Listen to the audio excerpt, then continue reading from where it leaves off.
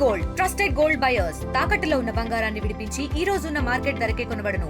మరిన్ని వివరాలకు సంప్రదించండి 77107720. జిహెచ్ఎంసీ కౌన్సిల్ సమావేశం వాడావేడిగా కొనసాగుతున్నాయి. కానీ బీఆర్ఎస్ కార్పొరేటర్లు మాత్రం ఆందోళన వ్యక్తం చేస్తున్నారు. ప్రస్తుతం అంత పాటు బీఆర్ఎస్ కార్పొరేటర్లు వారితో మాట్లాడతారు. ఏంటి మీరు అభ్యంతరాలు చెప్పడానికి గల కారణాలు ఏంటి, లోపల ఏ విధంగా చర్చ జరుగుతుంది? మేము ఏదైతే భారతీయ జనతా పార్టీగా ఎన్నుకోబడ్డ కార్పొరేటర్గా, నేను అమీర్పేట్ కార్పొరేటర్గా ఈరోజు ఏంటి మనం ఎందుకు ఎన్నుకోబడ్డామో అన్న బాధపడాల్సిన అవసరం వచ్చింది. ఎందుకంటే కౌన్సిల్లో జాతీయ గీతం పాడడానికి దానికి ఒక ఎజెండా ఉండాలంట. ఆ ఎజెండాతో గీతం పాడాలంట. గీతానికి లెగిసి నుంచోలేదు ఎంఐఎం పార్టీ వారు. దాన్ని ఎవరు కూడా ఎందుకు ఖండించలేదు? ఈవెన్ మేయర్ గారు కూడా ఆ విషయం ఖండించి వారిని నుంచోబెట్టాల్సిన అవసరం ఖచ్చితంగా ఉంది. జాతీయ గీతం అంటే మన దేశం కోసం, మన ధర్మం కోసం, మనం అసలు అది కూడా రాజ్యాంగబద్ధంగా ప్రజలు మమ్మల్ని అందరినీ ఎన్నుకోబడ్డ పబ్లిక్ రిప్రజెంటేటివ్స్. మేము పబ్లిక్ రిప్రజెంటేటివ్స్ అయ్యుండి ఎవరైతే ఎంఐఎంలో ఉండి వారు ఇది లేదు ఎజెండాలో, ఇదెందుకు మాట్లాడుతున్నారు అన్నది హాస్యాస్పదంగా ఉంది.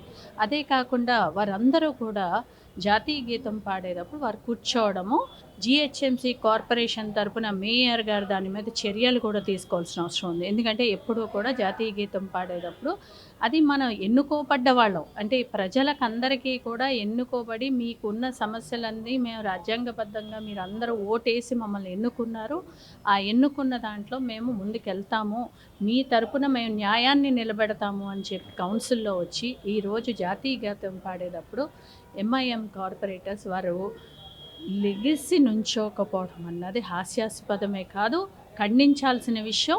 ఇది చాలా సీరియస్గా ఈవెన్ ఇక్కడ ఉన్న ప్రభుత్వం కూడా దాన్ని ఖండించాలి. ఎందుకంటే ఏ ఎంఐఎం పార్టీ కోసం వారు అన్ని స్కీములు ఇస్తున్నారో అదే ఎంఐఎం కౌన్సిల్లో వారి కార్పొరేటర్స్ కూర్చుని జాతీయ గీతం వచ్చేది మేము దేశం కోసం ఉన్నాము, మేము అన్నీ ఉన్నాము అనేది వారిని, ఎందుకంటే మన రాష్ట్రానికి పెద్ద మన ముఖ్యమంత్రి గారు, ఈ విషయంలో ముఖ్యమంత్రి గారు కూడా మాట్లాడాల్సిన అవసరం. వారిని ఖండించి వారికి రెండోసారి ఇలాంటి దుర్ఘటన అనొచ్చు మనం దీన్ని, ఇది చాలా బాధపడాల్సిన విషయం, మనల్ని మనం సిగ్గుపడాల్సిన విషయం. జాతీయ గీతం అప్పుడు మనం నుంచోపోవడం అనేది దీన్ని ఖచ్చితంగా ఖండించి ఈ కౌన్సిల్లో మేయర్ గారు కూడా దాని గురించి చర్యలు తీసుకోవాలని మేము కోరుకుంటున్నాం మీడియా వారి తరపు నుంచి. కానీ సమస్యల పైన అక్కడ చర్చ జరగకుండా మొత్తం పక్కదోవ పట్టిస్తున్నారు, ఇటు కావాలని విపక్షాలు ఆందోళన చేస్తున్నట్టు కూడా వాళ్ళు అంటున్నారు, ఆరోపిస్తున్నారు. అసలు బీఆర్ఎస్ కాంగ్రెస్ ఏదైతే ఉన్నారో గత 10 సంవత్సరాలు వారు పాలించారు, ఇప్పుడు ఈ 3 సంవత్సరాలు వీరు పాలించారు. ఈ 3వ సంవత్సరం వస్తుల్లోకి ఏమి డిఫరెన్స్ చేశారో ఇప్పుడున్న ప్రభుత్వం చెప్పాలి.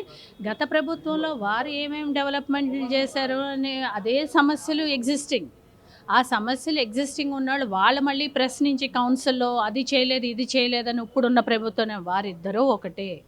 బీఆర్ఎస్ అన్నా కాంగ్రెస్ అన్నా వారిద్దరూ కూడా ఒకటే, అందులో ఏమీ తేడా లేదు. వీరు బంగారం ఇస్తాము, ఆ స్కీమ్ ఇస్తాము, ఈ స్కీమ్ ఇస్తాము, స్టూడెంట్స్కి ఇస్తాము, ఎన్ని వాగ్దానాలు చేశారు, ఏది నిలబెట్టుకున్నారు?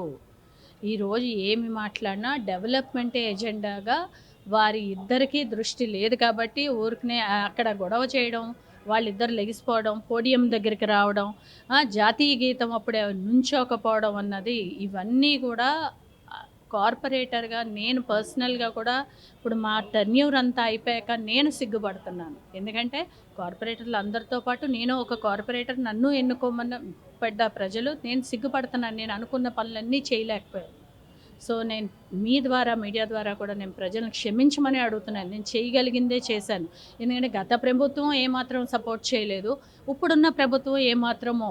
ఎందుకంటే లోకల్గా మౌలిక సదుపాయాలు ఇవ్వలేనప్పుడు నేను కార్పొరేటర్గా ఎన్నుకోబడి నేను ఏం ప్రజలకు సమాధానం చెప్పాలి? కానీ ఆ మౌలిక సదుపాయాల్లో ఎంతో కష్టపడి ఒక్క పని చేయాలంటే 10 సార్లు పొట్లాడడము, 10 సార్లు చేస్తేనే మాకు ఆ పని అవ్వడమే తప్పితే, లేకపోతే కంప్లీట్గా ఎప్పుడు మౌలిక సదుపాయాల మీద దృష్టి లేదు. ఎలక్ట్రికల్ వైర్స్ తీసుకొని డ్రైనేజెస్, అంటే ఇవన్నీ మౌలిక సదుపాయాలు, ప్రజలు ట్యాక్స్ కడుతున్నారు మనకి.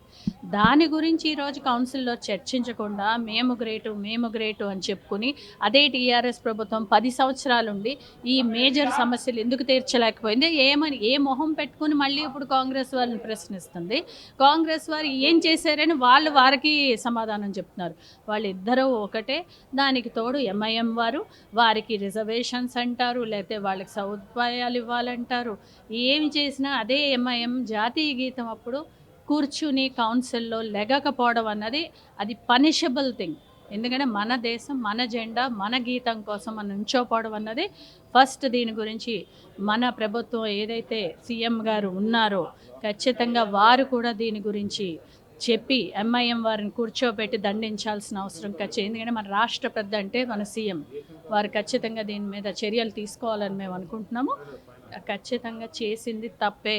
ఎన్ని దాన్ని సర్ది పెట్టినా కూడా జాతీయ గీతం పాడేటప్పుడు వారు కూర్చున్నప్పుడు సభని ఆపి వాళ్ళని నుంచోపెట్టి అప్పుడు ముందుకు జరపాల్సిన అవసరం, జాతీయ గీతం పాడాల్సిన అవసరం అది మేయర్ గారు కూడా చూసుకోవాల్సిన అవసరం ఖచ్చితంగా ఉందని నేను నమ్ముతున్నాను.